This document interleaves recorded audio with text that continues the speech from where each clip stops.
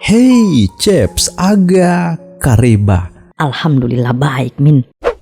Komentar tergokil kali ini datang dari Cep kita, Purnomo. Cep, saya nggak bisa menahan air mata. Sedih banget ceritanya, tapi menginspirasi. Wah, alhamdulillah sekali kalau Mimin berhasil membuat kalian sedih, tersentuh dan terbawa suasana. Hehe. Semoga hati kita yang mulai beku bisa cair kembali dengan hal-hal baik. Nih, pantun dulu buat pemanasan. Ubun-ubun ikan kakap.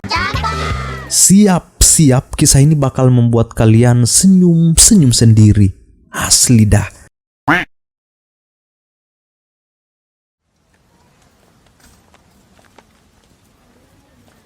Gadis mungil yang kalian lihat ini bernama Sisi, yang masih anak SD, usianya baru belasan tahun.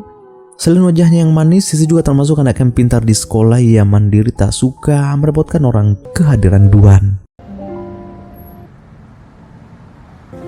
Namun bagaimanapun juga, Duan tetap menganggap Sisi sebagai adiknya sendiri. Sedekat apapun mereka, di mata Duan, Sisi tetap bocah kecil yang dulu seringnya antar ke sekolah.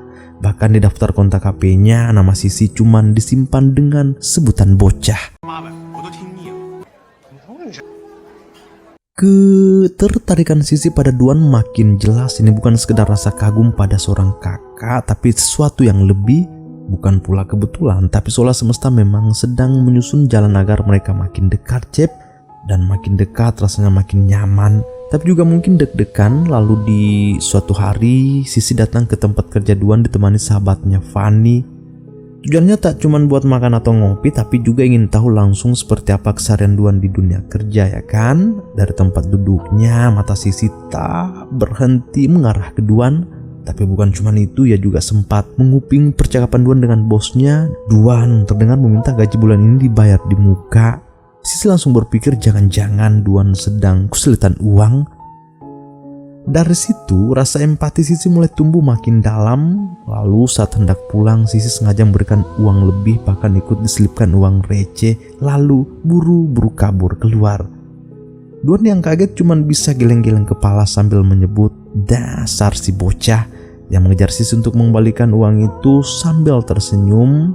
Duan berkata, "Kamu pikir kakak ini kekurangan uang? Kali ini aku yang traktir."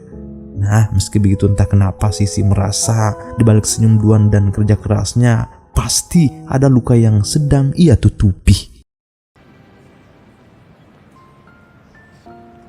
Di balik perasaan yang sedang tumbuh dalam hati anak SMA ini, hidup Sisi makin penuh tekanan. Di sekolah sering kena omelan guru karena makin hari fokusnya makin berkurang.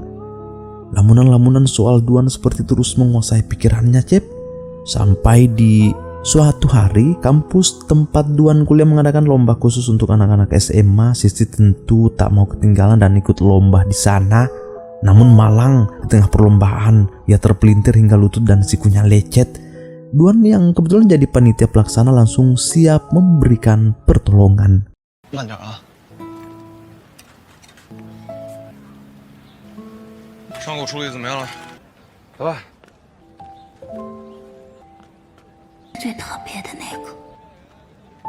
Hal menyesakkan tak berhenti sampai di situ. Esok harinya sepulang sekolah, Sisi malah dijebak oleh sahabat dekatnya sendiri, Fanny.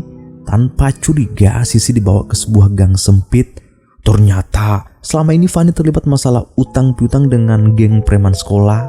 Karena tak sanggup bayar, Fanny menjadikan Sisi sebagai kambing hitam. Di sanalah Sisi dihabisi, semua uang yang dibawanya dirampas. Luka-lukanya yang belum sembuh juga makin parah.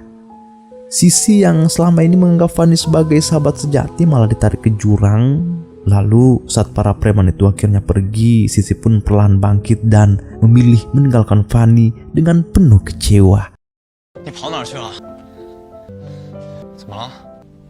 Awalnya Sisi enggan bercerita ke Duan soal kejadian itu, Cep. Ia pikir tak perlu melibatkan orang lain, tapi makin dipikir makin khawatir juga kalau 3 preman itu bakal berbuat lebih, ya kan? Maka dengan sedikit ragu, akhirnya Sisi memutuskan untuk cerita.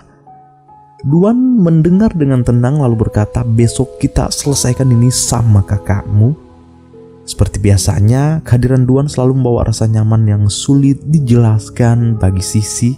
Sisi tak banyak bicara, hanya menikmati perjalanan ini dari belakang sambil sesekali menatap punggung Duan. Angin malam terasa hangat, ia sampai lupa waktu.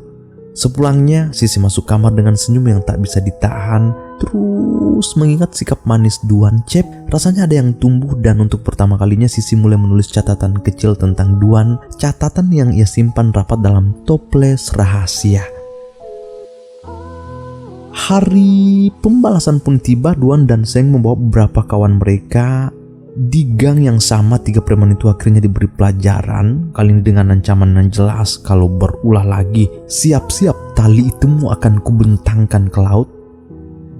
Sisi memang beruntung, banyak yang menyayangi kakaknya. Meskipun menyebalkan, sebenarnya sangat peduli. Tapi kondisi ini justru berdampak ke sekolah Sisi, Cep. Guru mulai kehilangan kesabaran, nilai Sisi makin turun terutama di mata pelajaran fisika. Setelah laporan nilai keluar, ibunya langsung bereaksi. Di rumah teguran mulai datang. Di usiamu sekarang tak ada yang lebih penting dari mempersiapkan masa depan. Hari-hari Sisi jadi makin ketat, waktu belajar diatur, tak boleh begadang. Kakaknya bahkan disuruh ikut bantu ajarin, tapi tetap saja fokus Sisi terbagi. Apalagi ya memang tidak menyukai fisika sejak dari dulu. Akhirnya orang tua Sisi mengambil keputusan cari guru les privat fisika. Dan siapa sangka orang yang datang mengisi peran itu ialah Duan.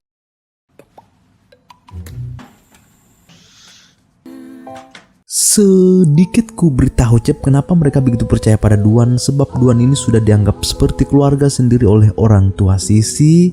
Nah itu makanya yang memanggil mereka dengan sebutan bibi dan paman. Sisi sendiri baru menyadari kalau hubungan mereka sedekati itu ternyata. Begitupun kakaknya Seng, kepercayaannya pada Duan sudah tak diragukan lagi. Tiba-tiba Duan ditunjuk jadi guru les privatnya. Sisi langsung canggung, lalu di satu sisi malu, tapi di sisi lain juga senang. Setiap hari bisa berkomunikasi langsung dengan Duan jelas membuat hatinya lebih berbunga, ya kan, Cep? Nah, karena dari awal sudah nyaman, belajar fisika pun ikut terbawa. Mata pelajaran yang dulu terasa berat dan membosankan, kini malah mulai disukai. Terlebih karena cara mengajar Duan memang tak pernah menekan, namun mudah dimengerti. Duan sendiri tidak menyanyiakan kesempatan itu. Ia sungguh-sungguh mengajari Sisi karena dari awal memang menganggap gadis itu sebagai adiknya sendiri. Tapi yang Duan tidak tahu, perhatian-perhatian kecil dari Sisi itu bukan sekedar rasa adik ke kakak. Ada sesuatu yang tumbuh dan disimpan rapat oleh Sisi.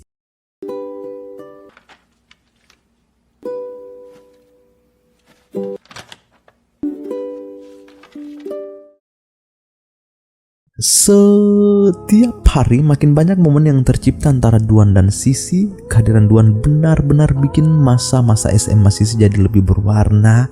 Kalau sudah begini ceritanya, bagaimana mungkin rasa ketertarikan itu tidak makin besar, ya kan? Mulai dari sikap Duan yang selalu tenang, senyumnya yang menawan, sampai perhatian-perhatiannya yang tulus sebagai seorang kakak. Semua itu kadang bikin Sisi makin hanyut, sekaligus bingung karena Duan memang kelihatan baik pada semua orang, Cep. Duan juga baru tahu kalau Sisi ternyata punya hobi melukis. Tapi ini bukan hanya sekedar pertemuan dua orang biasa. Percakapan mereka saat jalan kaki itu pelan-pelan menumbuhkan kedekatan yang lebih dalam. Di sana Sisi sempat berjanji ke depannya akan lebih giat belajar, dan sebaliknya juga bilang ke Duan supaya tetap semangat mewujudkan semua impiannya. Janji-janji kecil itu mulai tertanam di antara mereka. Tapi yang bikin Duan cukup kaget waktu Sisi tiba-tiba minta satu hal agar Duan tak pacaran dulu. Katanya biar semuanya fokus aja ke masa depan. Dan kalaupun nanti benar-benar ingin pacaran, Sisi minta agar dia jadi orang pertama yang tahu. Sampai di suatu hari Sisi mulai ngetes kakaknya Seng dan Duan. Entah apa maksudnya, yang jelas Sisi tiba-tiba bilang kalau ia punya pacar. Katanya cowok itu umurnya 20 tahun dan tinggal di Yihe. Seng dan Duan langsung panas. Mereka bergantian datang memperingati Sisi.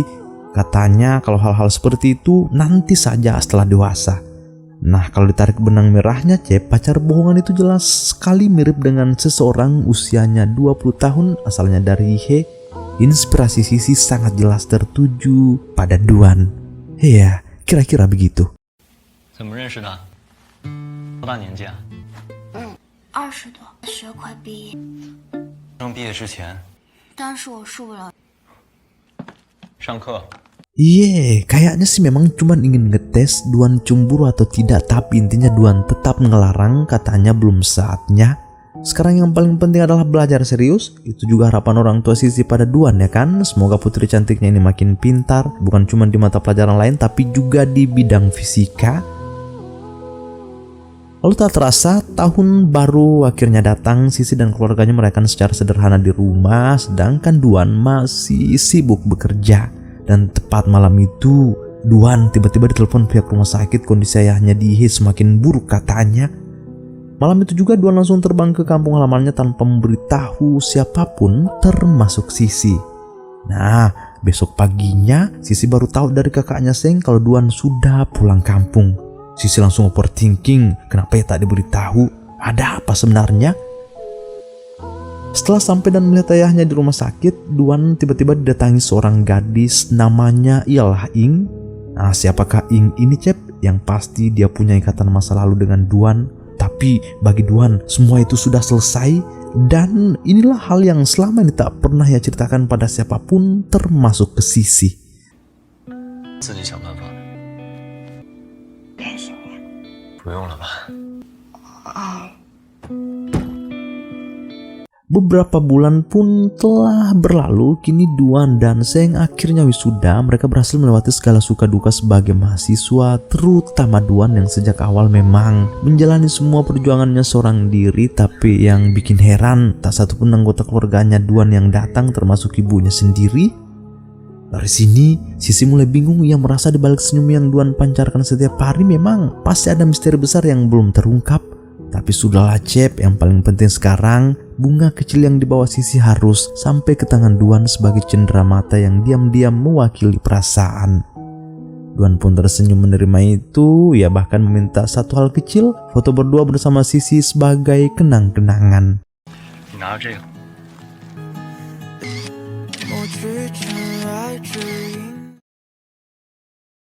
Satu tugas selesai, Duan dan Seng pun merayakan saat-saat terakhir mereka bareng teman-teman kuliah. Sebab setelah ini mereka akan masuk ke dunia yang sesungguhnya, dunia yang keras, yang tak segan menampar siapapun yang lengah. Apalagi di negeri Konoha, tempat dimana banyak sarjana akhirnya beralih profesi bukan karena tak mau berjuang, tapi karena sistemnya sendiri yang kadang mencekik. Apa-apa dipajakin.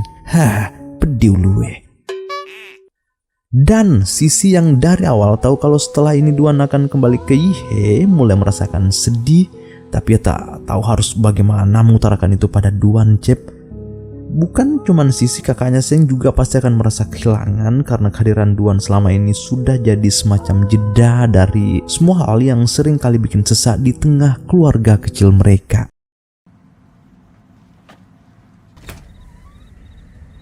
怎么还没睡啊？ 待在这儿陪你。我跟你说个秘密，哥哥多好多债主啊。欠了很多钱吗？怎么说呢？我挣了钱之后，我帮你一起还。我是认真的。赚很多钱。 Catatan kecil itu hanya jadi rahasia untuk Duan. Cukup Sisi sendiri yang tahu, cukup dia sendiri yang menyimpannya rapat-rapat dalam toples kecilnya. Sungguh Sisi punya hati yang besar, tapi selama ini Duan tak pernah menyadarinya. Hubungan mereka tetap di garis yang sama, kakak dan adik. Dan ya, malam ini benar-benar jadi malam terakhir Duan di Nanbu. Begitu fajar mulai turun, Cep, Duan sudah meninggalkan rumah sahabatnya Seng tanpa memberitahu siapapun. Ia sengaja tak ingin membangunkan mereka. Pagi itu ia mengejar pesawat paling pagi untuk pulang ke Ihe. Tapi satu hal yang tak Duan sadari, Sisi tak tidur malam itu. Ia menunggu dalam diam, berharap bisa bertemu walau sebentar. Tapi yang tertinggal hanya pesan singkat dari Duan. Minta tolong sampaikan ke bibi, paman dan juga kakakmu Seng bahwa aku telah pergi. Dan ya, kenyataan itu membuat dada Sisi sesak. Sosok yang selama ini jadi ruang amannya, tempat nyaman untuk pulang, kini hilang di telan fajar.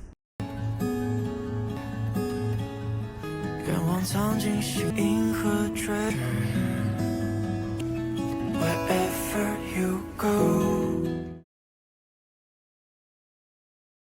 Baru beberapa bulan kepergian Duan, Sisi sudah mendengar informasi yang menyesakan. Ia tak sengaja menguping telepon kakaknya Seng kalau Duan di sana sudah punya pacar, dan itu artinya Duan telah melanggar janji mereka dulu, janji yang pernah diucap dengan tenang bahwa kalau suatu saat Duan punya pasangan, Sisi harus jadi orang pertama yang tahu. Di balik rasa nyaman yang tumbuh selama ini, Sisi sebenarnya sadar diri Cep ya masih anak SMA yang belajar pecahan, sementara Duan sudah selesai kuliah dan mulai melangkah ke dunia nyata.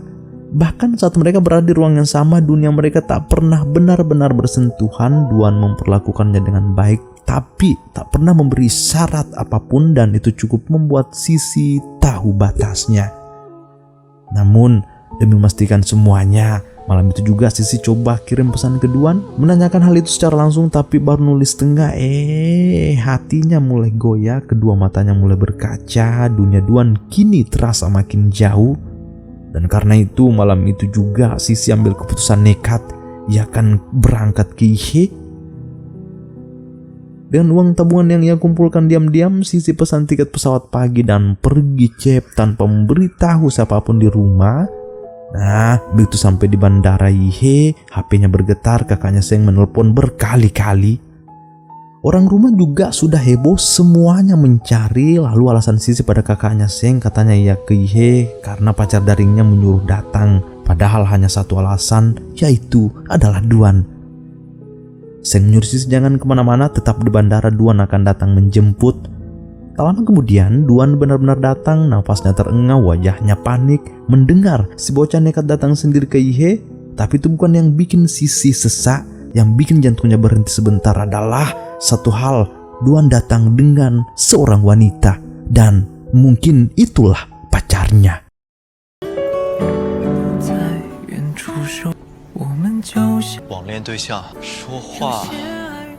Duan sama sekali tak tahu kalau alasan Sisi datang ke IHE adalah karena rasa kecewa, rasa rindu. Yang ia tahu bocah ini tiba-tiba nekat datang jauh kemari ya karena suatu hal, yaitu adalah pacar daringnya.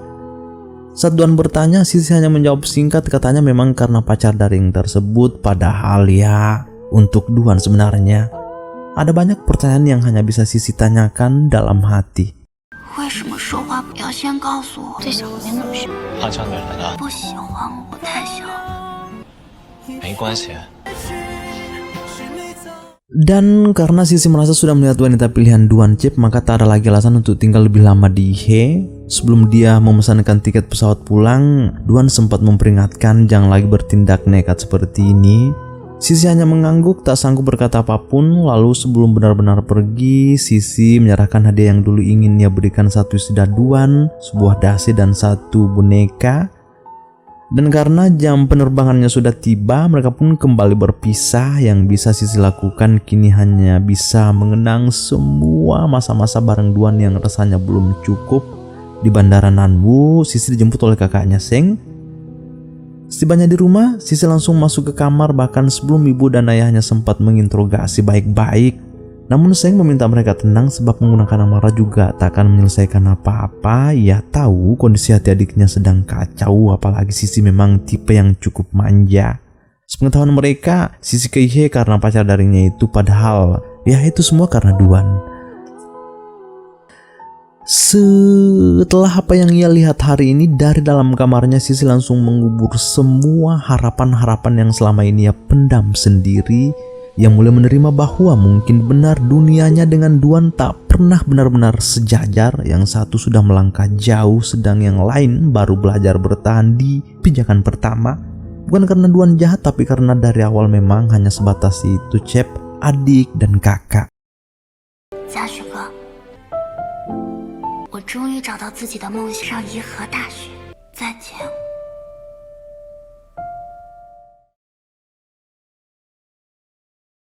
Singkat kisah, kini Sisi telah menamatkan SMA dan resmi jadi mahasiswa. Ya kuliah di tempat yang sama dengan kampus Duan dulu di IHE. Sisi mengambil jurusan multimedia. Ia tumbuh makin cantik, makin dewasa. Ia mencoba menyibukkan diri, fokus pada kuliah, pelan-pelan mulai menata hidup di lingkungan baru dengan teman-teman baru. Nah, meski begitu, bayang-bayang Duan tak pernah benar-benar bisa ia hapus, tapi Sisi belajar berdamai dengan kenyataan bahwa dunia mereka memang tak bisa menyatu, apalagi umur mereka beda jauh 5 tahun. Kini Sisi tinggal di asrama bersama teman sejurusan, ada yang bernama Ayu, Lili, Irda. Suatu hari mereka pergi karaoke untuk sekedar menghibur diri, barat anak kampung ke kota. Rasa penasaran terhadap dunia baru ini tak bisa dielak, apalagi pengaruh lingkungan dan teman-teman makin kuat, ya wajar. Tanpa mereka tahu, di tempat karaoke yang sama, Duan juga sedang nongkrong bareng teman-teman kantornya. Duan kini bekerja sebagai programmer di salah satu perusahaan besar. Di luar ruangan tadi, mereka sempat berpapasan sebenarnya, tapi tak saling menyadari, Cep.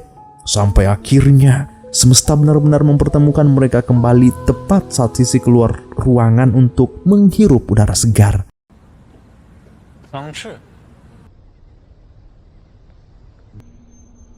Di saat Sisi mulai mengerti bahwa hidup tak selalu berpihak pada rasa, ia juga sudah mulai jarang memikirkan Duan. Namun entah kenapa Duan harus muncul kembali di hadapannya. Duan sendiri tak menyangka dengan apa yang ia lihat sekarang, sosok Sisi yang sudah berbeda, penampilan, sikap dan cara bicaranya semua berbeda. Sisi jelas bukan anak kecil lagi, Cep, tapi yang membuat Duan heran saat sebungkus rokok tiba-tiba jatuh dari saku baju Sisi, padahal itu milik temannya sebenarnya. Nah, meski begitu, Duan tak bisa menahan pikirannya untuk tidak berkelana ke hal-hal aneh. Hati kecil Sisi berkata, seolah takdir sedang bermain-main dengan waktu. Di saat ia benar-benar sudah tak berharap apa-apa, mereka justru dipertemukan kembali, ya kan? Bukan lewat momen romantis atau dramatis, tapi melalui pertemuan biasa, sederhana, dan secara kebetulan. Justru dari situlah semuanya terasa nyata. Duan merasa banyak sekali yang ingin ia tanyakan. Ia pun mengajak Sisi pulang bersama dan ya, Sisi mau. Di dalam mobil ia membuka obrolan dengan tenang. Kamu ambil apa di IHE? Sisi hanya menjawab singkat, kuliah dan tinggal di asrama. Namun bagi Sisi pertemuan ini kembali membangkitkan segalanya. Semua kenangan dan perasaan yang pernah disimpan rapat-rapat kembali muncul ke permukaan. Tapi Sisi tak menunjukkan apa-apa, ia tetap bersikap seperti adik sahabatnya Duan. Duduk biasa, ngobrol seperlunya, menahan semua yang bergemuruh di dalam dada. Sementara itu, Duan bercerita singkat tentang dirinya yang kini jadi pria kantoran kerja sebagai programmer. Lalu ia sempat menasihati Sisi juga, hidup di sini tuh keras, jangan sampai ke bawah arus, jangan ngerokok. Pesan yang sederhana tapi menampar diam-diam.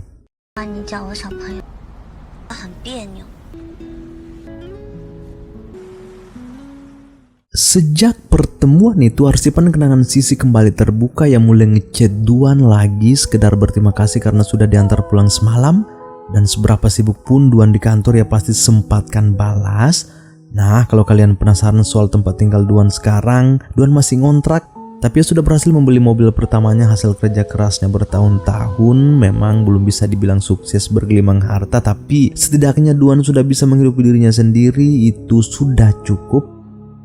Dan kalau kalian masih ingat Ing, perempuan yang dulu pernah dekat dengan Duan, sampai sekarang dia masih terus ngejar Duan, Cep. Tapi ya begitulah Duan, ya tak bisa memaksakan rasa, ya kan? Justru perhatian berlebih dari Ing malah bikin Duan makin tertekan. Sampai akhirnya di suatu malam, Sisi dan Duan berencana ketemu. Sisi ingin traktir Duan makan malam, tapi Duan batal datang. Alasannya kerjaan, padahal kenyataannya Duan sedang tak baik-baik saja. Sisi mulai curiga, suara Duan di telepon terdengar lemas dan terbata-bata. Sisi langsung minta alamat kantor Duan, lalu buru-buru datang ke sana dan benar saja, kondisi Duan pucat, tubuhnya lemas. Tanpa pikir panjang, Sisi langsung bawa Duan ke rumah sakit. Nah, setelah diperiksa, dokter menyatakan Duan mengidap usus buntu akut, sudah parah dan harus segera dioperasi, kalau tidak bisa berujung komplikasi fatal. Situasi ini membuat Sisi tak bisa tinggal diam. Pastinya ia pun menelpon ibunya, memberitahu bahwa pria yang dulu jadi guru les privat fisikanya, sahabat kakaknya, kini sakit parah di IHE. Ibu Sisi hanya berpesan, selama Sisi tak ada kegiatan kuliah, dampingi Duan dulu, karena Duan tak punya siapa-siapa di sana, ya kan, Cep? Dari sinilah Sisi akhirnya tahu kenyataan yang selama ini Duan sembunyikan. Ibu Duan ternyata sudah lama meninggal karena kanker. Ayahnya sudah kritis dan untuk menyelesaikan semua masalah keluarga, Dulu Duan pernah pinjam uang, tapi tak ada satupun yang benar-benar tahu soal itu selain Duan sendiri.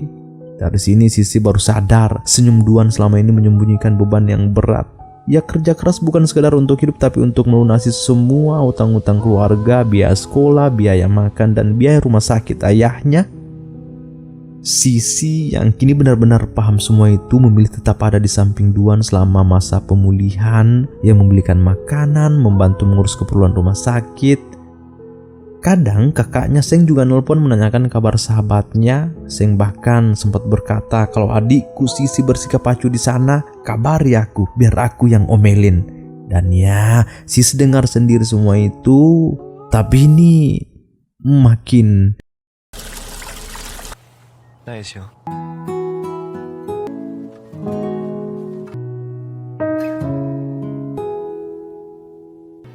看完了。 Satu-satunya pilihan yang masuk akal bagi Sisi sekarang adalah diam. Ya, mencintai dalam diam dan bersikap biasa.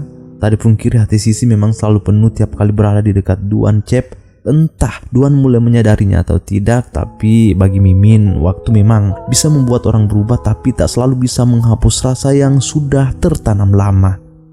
Dan ya, itu tergambar jelas dari sorot mata Sisi setiap kali ia berada di sisi Duan, ya kan? Sisi bolak-balik ke kontrakan Duan, mengambilkan pakaian, mengurus ini itu, dan setiap malam selalu menemani Duan di rumah sakit. Dan entah kenapa, Mimin baper banget lihat semua sikap sederhana dari seorang Sisi, gadis kuliahan yang masih muda tapi punya rasa peduli begitu dalam terhadap sahabat kakaknya. Setelah beberapa hari masa pemulihan, akhirnya Duan dibolehkan pulang. Dan ya, Sisi lagi yang mengurus semuanya, dari membawa barang-barang, urus administrasi, sampai memastikan kondisi Duan benar-benar aman untuk dipindahkan. Dan karena Duan belum pulih total, sebelum pamit Sisi menulis satu persatu pantangan buat Duan. Kertas kecil-kecil itu ditempel di mana-mana, di kulkas, meja makan, pintu kamar, tempat tidur. Isinya serius tapi tetap terasa hangat, mulai dari jangan begadang, jangan makan gorengan, jangan terlalu banyak mikir, dan kalau kerja jangan kelamaan duduk lagi. Sederhana tapi itulah Sisi Cep yang mencintai lewat cara-cara yang tak pernah menuntut. Semuanya ditulis sendiri dengan satu harapan kecil, agar Duan menjaga diri meski tanpa dirinya di sampingnya.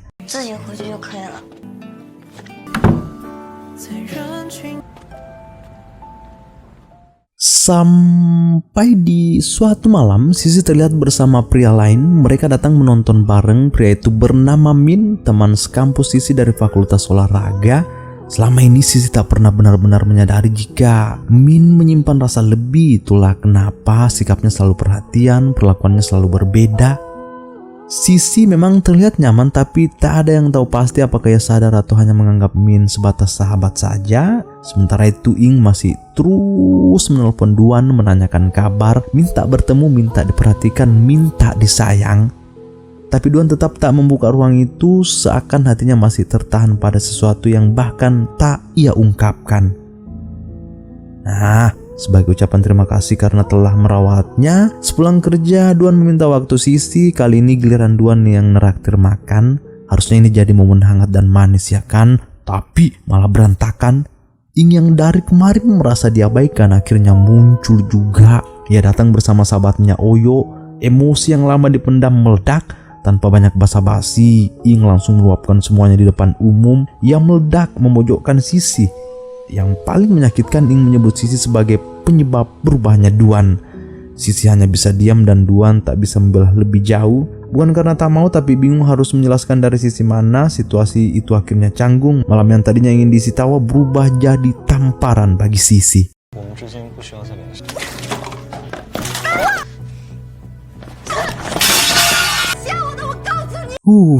Kebawa arus Sisi Cep dan semuanya sudah kacau. Ya langsung menarik Duan keluar dari sana, lalu bertanya, siapa wanita kurang ajar itu? Duan menjawab, orang yang tak ada hubungannya, lebih tepatnya mantan kreditur ayahnya. Satu demi satu masalah pribadi Duan mulai Sisi tahu. Ia tak berharap malam ini jadi berantakan, namun salju pertama telah turun, merangkul dan mendamaikan rasa. Diam-diam, Sisi meminta pada Tuhan agar Duan dijauhkan dari hal-hal yang tak menyenangkan, berharap akan ada orang yang bisa menerimanya, dan orang itu adalah aku. Bukan hanya Sisi, Duan juga berdoa semoga Sisi sehat, bahagia, dan semoga diriku juga. 什么愿望？ 说了就不灵了。 Atas doa-doa itu, Sisi tahu betul mungkin terlalu berharap hanya akan melukai dirinya sendiri seperti dulu, tapi tetap saja perasaan lama itu hidup kembali, bahkan tumbuh dengan cara yang lebih kuat. Bukan rasa kagum anak SMP lagi, tapi perasaan dari seorang gadis yang sedang tumbuh dan mulai memahami cinta. Nah, sepulangnya Duan ke kontrakan, ternyata Ing masih datang, Cep. Kali ini lebih parah, Ing sudah ngamuk tak jelas mengungkit masa lalu orang tuanya dengan orang tua Duan. Kalau kita flashback ke belakang, dulu saat ibu Duan masih hidup, ia pernah diusir oleh ibu Ing. Kabarnya ayah Ing meninggal akibat ditabrak oleh ayah Duan. Dari situlah kreditur dan tanggung jawab Duan dimulai. Sebenarnya keluarga Ing meminta uang ganti rugi, namun seiring waktu Ing tidak lagi meminta itu. Ia hanya ingin Duan membalas perasaannya, tapi Duan tidak bisa, dan sekarang ia memang telah melunasi utang itu sedikit demi sedikit. 也付出了相应的代价，赔偿的我全部赔偿。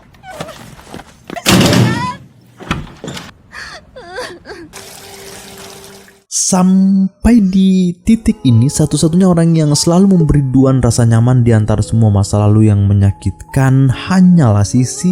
Ini bukan kebetulan, Duan mulai menyadari bahkan kali ini dirinya menyimpan rasa yang aneh, rasa yang tak bisa jelaskan dengan kata. Namun di sisi lain, perasaan Min juga makin dalam pada Sisi. Malam ini mereka kembali bertemu di sebuah bar, Cep. Sisi diajak sedikit minum alkohol, suasananya mulai agak kacau dan Min merasa sudah waktunya ia naik ke panggung dan mempersembahkan satu buah lagu untuk Sisi. Tapi ya dasar Sisi saking tak pekanya ia malah keluar dari sana padahal lagu itu ditujukan untuknya, dan kebetulan juga Duan menghubunginya dan Sisi pun langsung mengangkat keluar dari ruangan, ditambah ia juga mulai agak mabuk. Min yang melihatnya keluar langsung menyusul. Ya baru bisa bilang kalau lagu tadi memang untuk Sisi, namun semuanya terlambat sebab Duan juga telah tiba di depan bar. 那边有椅子，我没关系，你别碰我。干嘛呢？行，那我进去了。加水过。 Melihat Sisi sudah oleng, Duan langsung membawanya dari sana. Dalam kondisi mabuk begini, Sisi mulai bicara tanpa ditakar, yang mulai memberitahu Duan sebuah rahasia yang selama ini tersembunyi dalam hatinya.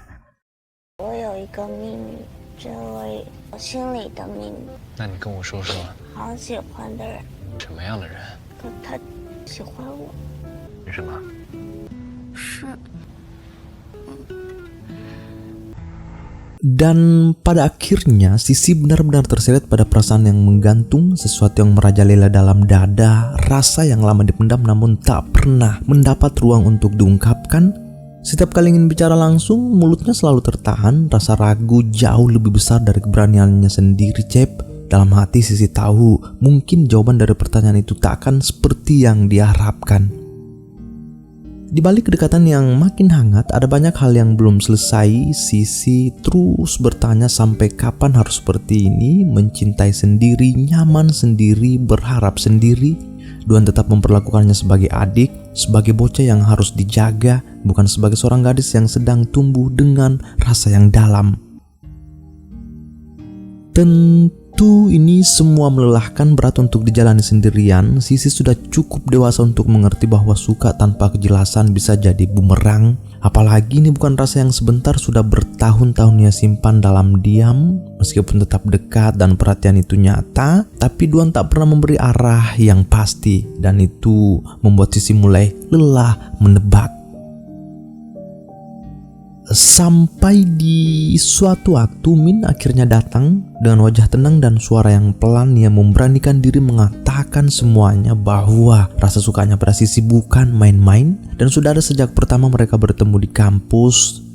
Tapi di hadapan Duan yang kebetulan mendengar dari dalam mobil, Sisi menjawab dengan jujur bahwa rasa tak bisa dipaksakan.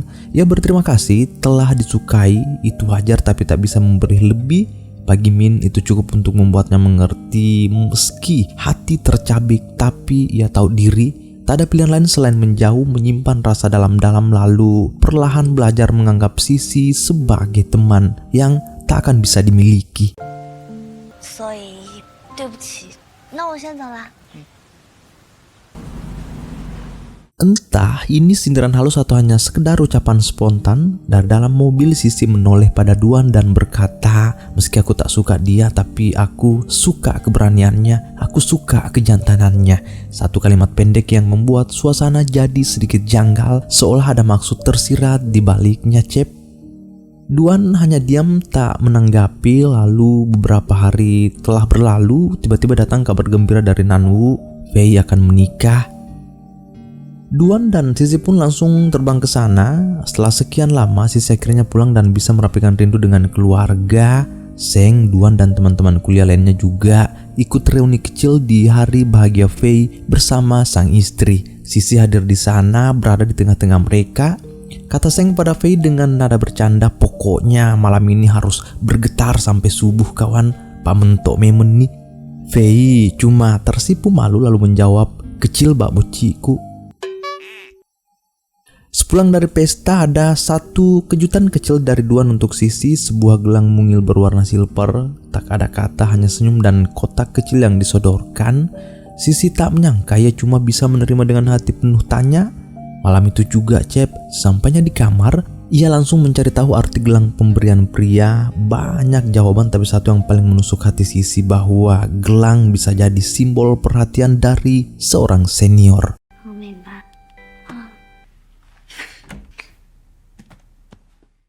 Iya, selamat pagi Cep-cepku tercinta. Pagi ini Sisi dan Duan bersiap berangkat ke Ihe. Alasan Sisi ke orang tuanya, tiket pesawat mereka kebetulan sama, padahal sudah direncanakan sejak semalam. Perjalanan lancar, tapi sesampainya di bandara, Sisi merasa tak nyaman dengan rok yang dipakai, terlalu pendek, terlalu seksi.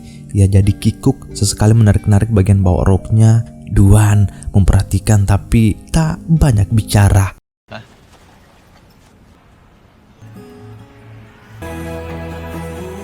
Dan inilah yang bikin semua makin menyiksa bagi Sisi, rasa makin dalam tapi hubungan tak juga berubah status. Sikap-sikap manis Duan akhir-akhir ini makin bikin hati berbunga, perhatian yang terasa lebih dari sekedar kakak, tapi tetap tanpa kejelasan, keraguan tetap ada. Saat ini satu-satunya tempat berbagi hanya teman-teman seasrama. Kata mereka pada Sisi, cinta yang tak bisa diutarakan itu seperti duri, terasa tiap kali disentuh Sisi. Dan satu teka-teki besar yang masih Sisi simpan rapat adalah wanita yang datang bersama Duan di bandara waktu itu.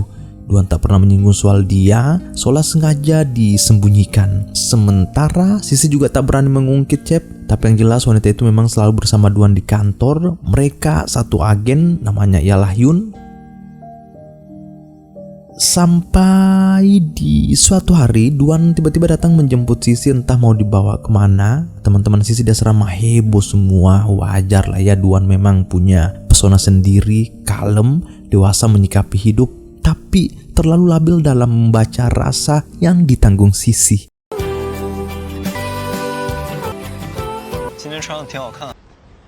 Sisi tak pernah menyangka kalau hari ini Duan akan mempertemukannya dengan Yun. Dari awal Sisi sudah merasa deg-degan, bukan karena dipuji cantik, tapi karena sosok wanita itu. Nah, setibanya di tempat tujuan, Yun menyapa ramah. Waktu kita bertemu dulu kau masih anak SMA, sekarang kau sudah sangat cantik. Sisi hanya tersenyum, tak banyak bicara. Ia menunggu klimaks dari semua ini, Cep. Dan ya, ternyata benar, Yun ini tak ada ikatan apapun dengan Duan, sebenarnya hanya rekan kerja, bahkan Yun sudah punya suami. Coba bayangkan bagaimana merekahnya dada Sisi mendengar kebenaran itu. Jawaban yang selama ini membebani pikirannya akhirnya telah terdengar. Ternyata semua cuma salah paham yang terlalu lama dipelihara sendiri. Dan memang inilah tujuan Duan, ia ingin Sisi tahu bahwa Yun tak lebih dari sekedar rekannya di kantor.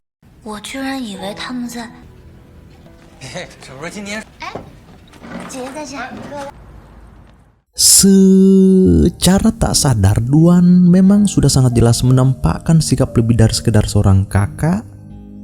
Hal yang paling membuat Sisi terpejam dan jantungnya berdegup kencang adalah saat ia bertanya, mengapa hari ini kakak mengenalkanku dengan rekan-rekan kerja? Dan jawabannya bikin diam, apa kau sungguh menganggapku kakakmu? Kalimat itu seperti petir dalam sunyi, seolah Duan tahu segalanya. Sisi tak bisa menjawab apapun, hanya diam menunduk. Tapi dari dalam mulai ada kejelasan bahwa perasaan Duan memang perlahan tumbuh. Hubungan seperti ini memang rumit Cep, ribet, tapi anehnya juga bikin candu. Kita tahu cerita semacam ini sering tak berakhir indah, tapi kalau sudah nyaman bagaimana bisa pergi? Yang pasti kedekatan mereka makin aduhai di setiap sela waktu, selalu saja ada ruang untuk ketemu, obrolan kecil, tatapan panjang, diam-diam saling memperhatikan, dan ya, semua ini makin bikin baper, makin bikin susah berpaling. 你看看我，干什么呀？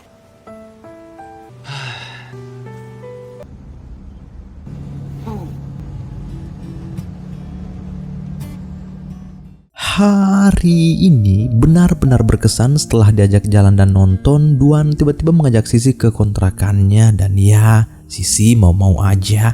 Meski dalam hatinya sudah mulai curiga, ternyata di sana Duan sudah mempersiapkan semuanya dengan sederhana tapi sangat berarti. Lampu-lampu kecil, kue ulang tahun, dan suasana hangat di atap tempat Duan bisa melepas lelah. Sisi terdiam, ya tak menyangka Duan ingat tanggal ini, tak pernah diberitahu secara langsung, tapi Duan tetap mengingat Cep. Tengah malam yang sunyi, suara obrolan mereka pelan, kalimat ucapan ulang tahun itu sederhana tapi dalam. Duan memperlakukan Sisi begitu spesial malam ini, bukan dengan hadiah mewah atau pernyataan besar, tapi cukup dengan hadir dan perhatian yang tulus. Dan ya, dari sorot mata Sisi malam itu, semua terasa sempurna. 祝你生日。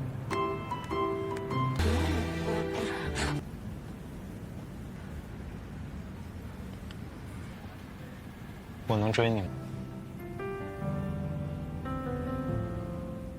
Apakah aku boleh mengejarmu? Pertanyaan itu seketika membuat dunia Sisi berhenti sejenak. Tatapan Duan makin tajam, napasnya pun mulai terdesah-desah berat. Sisi tahu pertanyaan ini bukan sekedar main-main. Ini pesan jelas bahwa Duan selama ini juga menyimpan perasaan lebih dari sekedar adik kakak. Namun Duan menyikapi semua ini lebih dewasa Cep. Ia tahu sesuatu yang terlalu diburu-buru tidak baik. Ia paham alurnya, rasa nyaman ini dinikmati pelan-pelan, sebab hubungan yang kuat ialah yang teruji oleh waktu. Sisi masih terdiam, dadanya nyut-nyutan, tapi ia mencoba menjawab pertanyaan itu dengan tenang. Ia menyikapinya santai, padahal di dalam sudah tak karuan. 提前跟你说一声，问人能不能追的，我大概得追你多长时间？我很难追的。没意思，那我就多追你几下。 Sepulangnya di asrama, Sisi benar-benar sulit tidur memikirkan semua itu. Rasanya ia seolah telah mendapat jawaban dari apa yang selama ini ia pendam bertahun-tahun. Tarik ulur perjalanan ini benar-benar membuatnya merasa jadi orang paling beruntung, padahal ia sendiri tak tahu apa yang akan terjadi ke depan, ya kan? Bagaimana nanti sikap orang tuanya, bagaimana reaksi kakaknya Seng jika mereka tahu soal kedekatan ini? Wah, pasti kacau itu Cep. Nah, setelah ulang tahun itu, Duan dan Sisi makin dekat. Semalam saja tak ada kabar, Sisi sudah overthinking parah. Bukan karena Duan berubah, tapi pekerjaan di kantor memang sedang padat-padatnya. Ini sudah beberapa hari mereka tak jalan bareng. Sisi sampai ngerasa seperti ditelantarkan. Untung saja teman-teman asrama cukup pintar menghibur. Tanpa Sisi tahu, Duan sebenarnya sedang sibuk mengurus ayahnya yang kondisinya makin menurun. Lalu asal kalian tahu Cep, ayah Duan sudah terbaring di rumah sakit selama 9 tahun lamanya. Satu-satunya keluarga yang Duan miliki di dunia ini. Hal yang paling memukul Duan adalah saat dia mengingat kenangan bersama almarhumah sang ibu dulu. Kenapa mereka harus pergi begitu cepat? Kini satu-satunya harapan Duan adalah keajaiban. Semoga ayahnya bisa bertahan, tapi Sisi di sana hanya bisa terus berpikir aneh-aneh juga. Selain karena rindu, ia juga bingung kenapa Duan seolah menghilang, padahal sebenarnya Duan hanya sedang menunggu waktu yang tepat untuk menceritakan semua itu pada Sisi. Lalu tak terasa, musim panas akan segera tiba. Seng dari Nanu mulai sering menelpon minta Sisi pulang saat libur musim panas nanti. Sudah rindu katanya. Seng juga sempat mengingatkan agar Sisi tak pacaran dulu, tetap fokus pada pendidikannya. Sisi hanya bisa diam. Ya tak bisa janji akan pulang, apalagi urusan magangnya juga sudah dekat. Pasti sibuk urus ini itu. Lalu Sisi yang sudah lama menunggu akhirnya mendapat kabar dari Duan. Ia diminta untuk ketemu. Duan minta maaf karena belakangan ini ia cukup sibuk. Tidak ada respon kecewa, tidak ada benci yang tampak di wajah Sisi, yang ada hanya senyum dan rasa nyaman. Rasa yang sejak malam itu di atap kontrakan Duan terasa makin berbeda. Mungkin belum resmi jadi sepasang kekasih, tapi arah hubungan mereka sudah mulai jelas, ya kan? Duan makin terbuka dan Sisi pun sepertinya tak bisa lagi menahan perasaan yang selama ini hanya dipendam sendiri. Lalu meski sudah lama tak muncul, diam-diam ia tahu posisi yang dulu ia perjuangkan kini sudah digantikan oleh Sisi. Rasa tak terima itulah makin tumbuh dalam diam. Badai baru siap bergerak. Tapi bagi Sisi, untuk pertama kalinya dalam hidup ia siap. Ia tahu betul cinta seperti ini tak bisa terus disimpan. Ia sudah menunggu terlalu lama untuk bisa mencintai secara nyata. Dan kini saat Duan mulai membuka pintu, dari situlah segalanya berubah, termasuk malam ini, tepat di malam ulang tahun Duan, yang dikira Sisi tak akan bisa membersamai. Padahal 我有别的事情。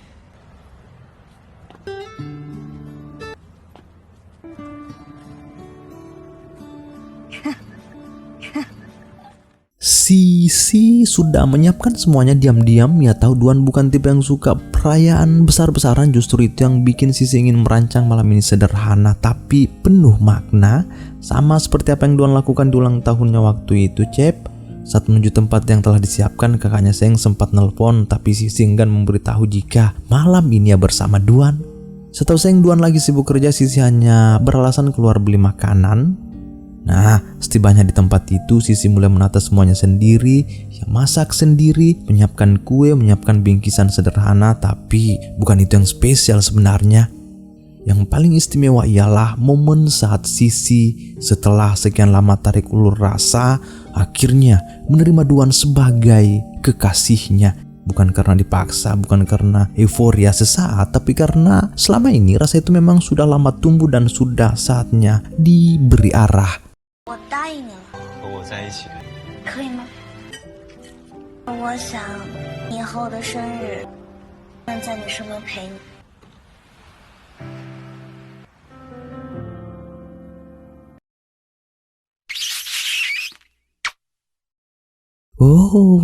Setelah resmi kecupan pertama pun dimulai, Duan juga menyampaikan beberapa hal. Di usianya yang hampir genap 30 ini pertama kalinya ia menjalin hubungan dengan seseorang. Ternyata, Cep, bahasa halusnya Duan masih perjaka. Satu janji Duan ke depannya akan fokus menabung untuk masa depan mereka. Kini hubungan yang dulu diam-diam dalam hati sekarang sudah terang-terangan. Duan sudah tak mampu menahan diri dan Sisi tak bisa berhenti tersenyum tiap kali menyadari bahwa semua ini ialah nyata. Akhirnya, Cep, semua perjuangan, semua sabar dan diam-diam itu berbuah manis, semanis senyum tetangga Mimin. 多看你2眼吗？就在这儿坐着。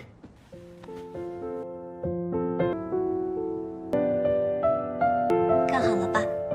Saat ini juga mereka mulai dipenuhi momen berdua yang terasa sederhana namun penuh deg-degan, terutama bagi Sisi, orang yang selama ini anggap sebagai kakak dan diam-diam ia cintai, kini ternyata bisa sebutin ini padanya. Dan jelas sekali ini makin bikin candu, tapi bagaimanapun Sisi dan Duan tak mau melanggar batas. Maksudnya itu loh, Cep, hal-hal yang menggeliat di bawah bulu. Dunia sekarang terasa hanya milik mereka berdua. Tak ada yang luar biasa atau bermewah-mewahan, tapi justru itu yang bikin hati Sisi makin penuh. Tak butuh pesta, tak butuh hadiah mahal, cukup tahu bahwa Duan benar-benar ada dan terus merasa dicintai. Lucu juga, sehari saja Duan tak datang pasti langsung ada chat panjang dari Sisi. Kadang manja, kadang sok marah, tapi semuanya cuman karena rindu yang susah ditahan. Sisi memang tetap gadis yang penuh rasa ingin tahu. Dia masih punya banyak hal yang harus dipelajari di usianya, tapi dengan Duan semua jadi terasa lebih mudah. Tapi seperti yang kita tahu, dunia nyata kadang datang bawa ujiannya sendiri. Hanya saja semesta seolah masih membiarkan Duan dan Sisi menikmati dulu kebahagiaan yang lama mereka tunggu. Lalu tak terasa kita sudah masuk fase baru, fase di mana dunia luar mulai ikut campur. Sisi mulai menjalani program magangnya dan ternyata tempat magangnya adalah kantor tempat sahabat Ing bekerja, si Oyo. Kalian pasti masih ingat toh, tanpa disangka dunia ini ternyata sempit banget.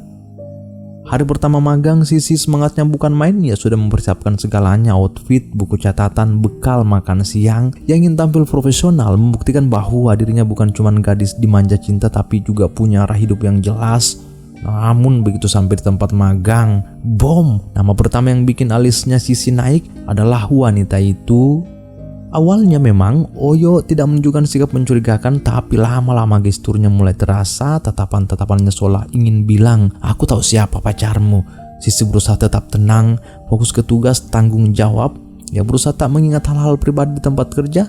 Nanti sepulang magang barulah waktunya bertemu sang pangeran. Sisi cerita banyak soal hari pertamanya tapi belum cukup berani membahas soal Oyo, sahabat Ing itu. Meski Sisi sadar informasi ini cepat atau lambat pasti akan sampai ke Ing. Dan kita tahu ini bukan cuma soal cinta tapi juga soal masa lalu Duan dan Ing yang belum benar-benar selesai. 了一天，累不累？再多抽一点。喂，小雨，上次我们吃饭的时候，儿现在在我们公司实习。 Masa lalu yang belum beres cepat atau lambat pasti akan ikut masuk ke masa kini, dan yang paling sulit adalah ketika masalah pribadi mulai bertabrakan dengan urusan profesional seperti yang dikhawatirkan Sisi. Oyo kini mulai diam-diam melapor ke Ing. Begitu Ing tahu, ya langsung mendatangi Sisi tanpa sepengetahuan Duan. Datang bukan untuk berdamai tapi mulai memprovokasi, termasuk menceritakan semua masa lalu kelam antar keluarganya dan keluarga Duan, Cep. Dengan nada sinis dan penuh dendam, Ing menyampaikan satu pesan ke Sisi. Ayah Duan yang sekarang terbaring koma itu adalah seorang pembunuh yang menabrak ayahku sampai meninggoy. Maksudnya jelas, Ing ingin Sisi ragu, ingin rasa percaya itu goyah, ingin hubungan Sisi dan Duan jadi retak. Semua tentang Duan dijelek-jelekkan, dan meski telinga Sisi mendengar semua itu tapi hatinya tetap memilih bertahan. Sisi memang terpengaruh, pikirannya jadi bercabang, tapi sangat pantas jika omongan dari luar tak bisa meruntuhkan rasa yang telah tumbuh dan teruji oleh waktu. Itulah mengapa saat dia kembali bertemu dengan Duan, Sisi tak menyinggung sedikit pun tentang Oyo atau pertemuannya dengan Ing. Ia hanya menatap Duan dengan tenang seolah tak terjadi apa-apa. Padahal dalam hati badai sedang berkecamuk.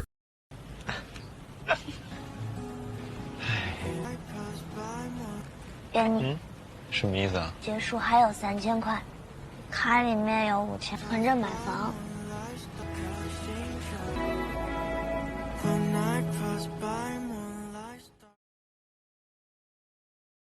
Sampai di suatu malam saat mereka berdua keluar menghirup udara segar dan bermanja-manja, Sisi tiba-tiba ditelepon oleh kakaknya Seng. Tanpa Sisi sadar jika Seng sebenarnya ada di sekitaran sini, ia diam-diam terbang ke Yihe untuk memberi kejutan, tapi malah 宿舍了。是我瞎了吗？这个研究生男朋友。 Setelah semua yang Sisi dan Duan lewati diam-diam akhirnya terbongkar juga, Cep. Bukan oleh siapa-siapa tapi oleh seorang yang paling dekat Seng, kakaknya sendiri sekaligus sahabat dekat Duan. Menciduk mereka saling berpegangan tangan, darah Seng seperti mendidih. Saking emosinya Seng cukup diam, bukan karena apa tapi karena kecewa. Di sini Sisi berusaha mencairkan suasana, Seng masih berusaha bersikap tenang lalu menyuruh Sisi balik duluan. Nah, begitu Sisi pergi,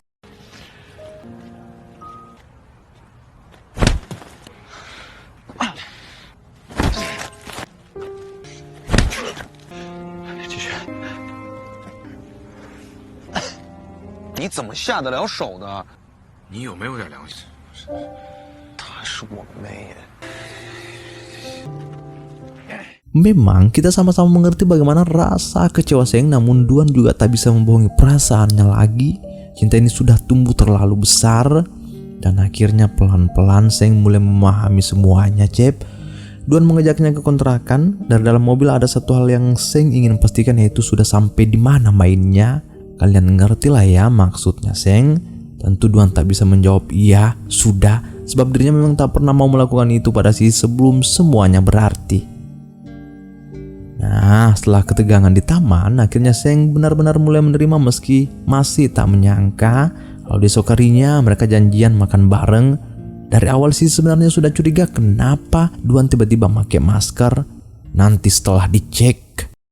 走吧，我感冒了。突然感冒受伤吗？啊，你冷静一点。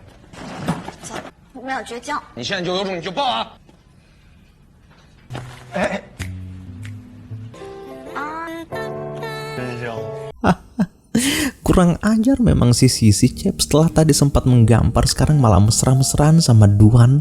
Bijinya Seng sampai gemetar melihat mereka saling suap-suapan begitu. Padahal kalau kita flashback ke masa lalu, siapa yang menyangka Duan bakal jatuh hati sama gadis kecil yang dulu cuman dianggap adik sahabatnya. Bagi Seng, Sisi tetap bocah di matanya, tapi dia tahu kalau hati orang tak bisa dilawan.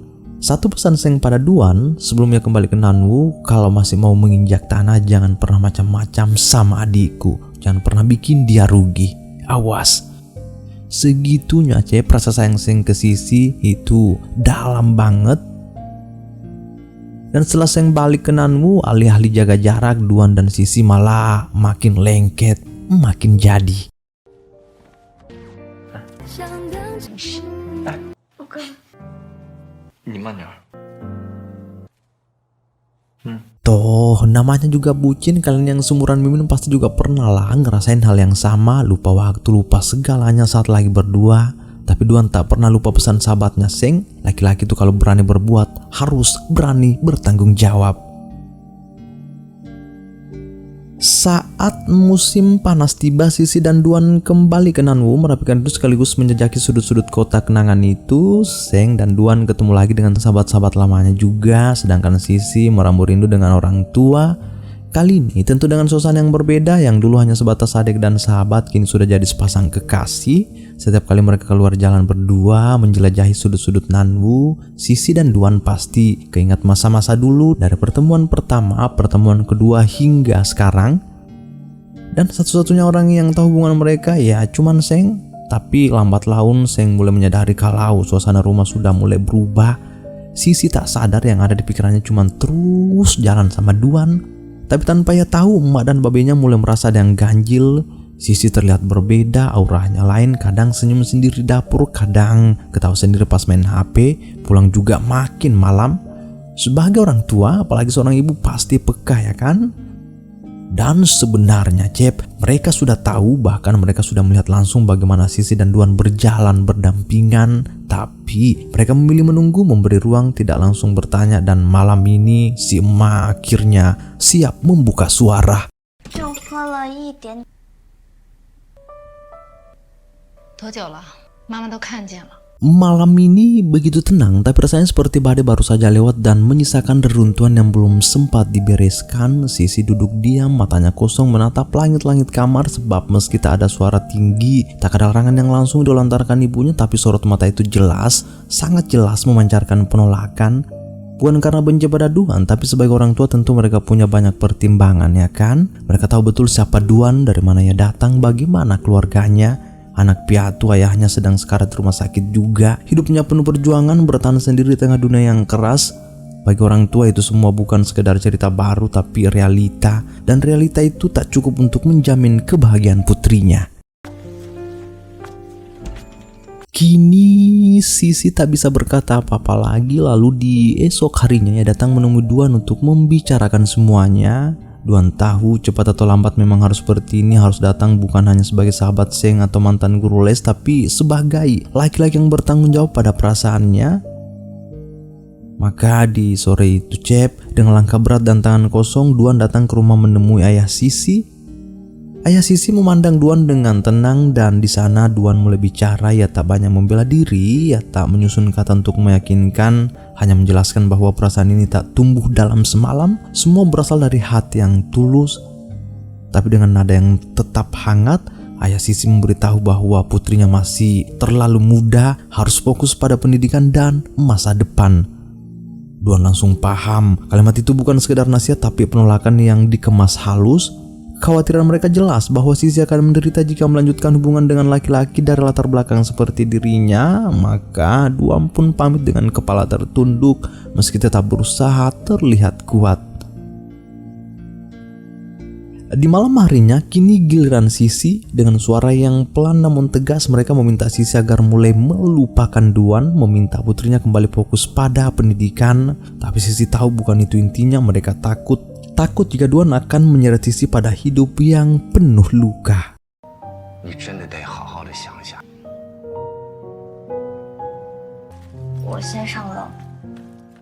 Setelah larangan itu disampaikan, dunia seolah runtuh dalam senyap untuk Sisi. Tapi tak kalah berat juga yang dirasakan Duan. Mendengar langsung penolakan dari orang tua Sisi membuat hatinya remuk. Ia sadar tak semua orang bisa menerima masa lalu yang dibawanya.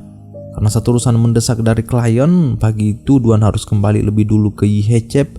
Tapi Sisi tak mau membiarkannya pergi sendiri. Meski ayah dan ibunya melarang keras, bahkan sempat menahan, ia tetap nekat. Ia langsung pesan tiket dan berlari ke bandara dengan koper seadanya. Di sana, saat akhirnya bertemu dengan Duan, tanpa banyak kata Sisi memperlihatkan lembaran-lembaran kecil berisi tulisan tangan masa kecilnya, catatan yang ia simpan selama ini tentang Duan, tentang perasaannya, tentang mimpi-mimpi kecilnya yang tak pernah benar-benar padam. Bukan untuk membuat Duan bersalah, tapi agar ia tahu bahwa perasaan ini bukan sesaat. 小时候写的秘密喜欢很久很久，帮哥哥还债。我的秘密都跟你说了，不要听任何人不喜欢你的份上。爸爸， Sekeras apapun ombak, Sisi tetap memilih Duan. Begitupun Duan, ia tak akan hanya berjanji pada diri sendiri tapi juga pada semesta yang melangitkan doa, membumikan usaha bahwa ia akan memberi kehidupan yang layak untuk Sisi. Nah, setibanya di He, Duan benar-benar tenggelam dalam pekerjaan. Setiap hari ia sibuk bolak-balik ke kantor, ke kontrakan, melihat ayahnya di rumah sakit yang semakin hari kondisinya makin melemah. Sesekali ia menemui Sisi sekedar untuk mengisi energi, meski tidak setiap hari. Tapi Sisi mengerti, ia paham semua ini bukan tentang jarak tapi tentang arah. Namun seperti yang paling Duan takutkan, akhirnya terjadi. Ayahnya meninggal. Dunia Duan terasa runtuh. Tapi di saat semua kehilangan itu datang, Sisi tetap ada. Ia tak banyak bicara, hanya memeluk dan menenangkan Duan. Ini memang sudah waktunya, bisik Sisi perlahan. Ayahmu sudah tak sakit lagi, kini ia sudah tenang. Nah, meski berat, meski air mata tak bisa dibendung, Duan tetap menggenggam tangan Sisi. Tak ada kalimat yang lebih menenangkan selain kehadiran orang yang dicintai. Sisi terus mengingatkan bahwa kini saatnya Duan mulai pelan-pelan ikhlas, sebab yang lebih penting sekarang ialah kehidupan yang sedang mereka bangun bersama. Sampai di suatu hari datang juga waktu yang paling mereka tak siap hadapi. Duan harus pindah kerja ke Nanwu. Ia dipercaya perusahaan untuk membuka dan mengurus kantor cabang baru di sana, Cep. Kesempatan ini terlalu penting untuk dilewatkan dan Duan pun sadar ini bukan soal dirinya saja tapi masa depan mereka berdua. Sisi diam, ya tahu kabar ini cepat atau lambat akan datang, tapi tetap saja rasanya berat. Selama ini mereka sudah melewati begitu banyak hal bersama dan sekarang harus berpisah sementara waktu. Tak ada pilihan lain selain saling menguatkan. 我就走了，一定要给我发信息啊！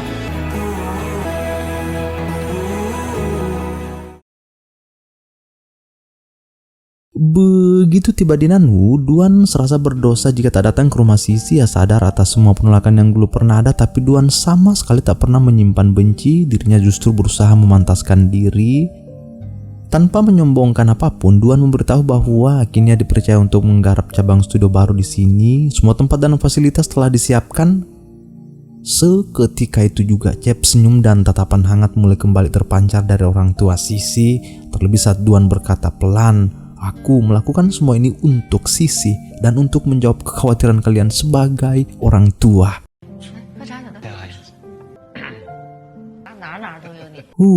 Ini nih Cep, laki-laki memang dituntut punya apa agar dunia bisa menerima kita. Kalau tidak, siap-siap diasingkan, dihina, bahkan keberadaan kita bisa dianggap tak ada bahkan oleh keluarga sendiri. Dan itu fakta. Nah, di tengah kesibukan Duan membangun studio dan Sisi menyelesaikan pendidikannya, yang ada di antara mereka kini hanyalah rindu, tapi mereka kuat sebab yakin kalau semua ini berhasil dilalui akan ada kebahagiaan yang menyambut di ujungnya.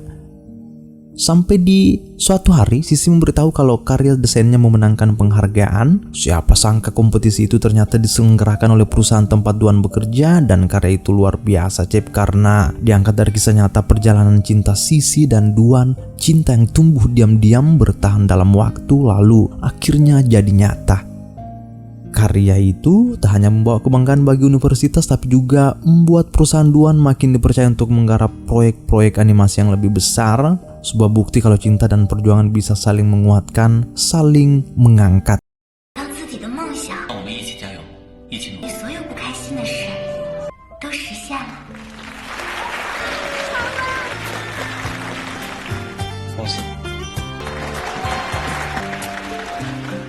Tak terasa kita ini ternyata telah berada di penghujung kisah. Setelah melalui penantian panjang, luka-luka yang sempat menganga perlahan mulai sembuh. Restu yang dulu begitu jauh kini datang pelan-pelan seperti fajar menyibak gelap dengan hangat. Akhirnya mereka melihat lebih dalam Cep, melihat bagaimana Duan memperlakukan putrinya bukan dengan janji tapi bukti. Duan tahu jika sesuatu diperjuangkan dengan tulus, semesta tak akan pernah menutup mata. सीने से तेरे सर को लगा के सुनता मैं रहूं नाम अपना, नाम अपना रहना तू पल पल दिल के पास, जुड़ी रहे तुझसे हर एक सांस.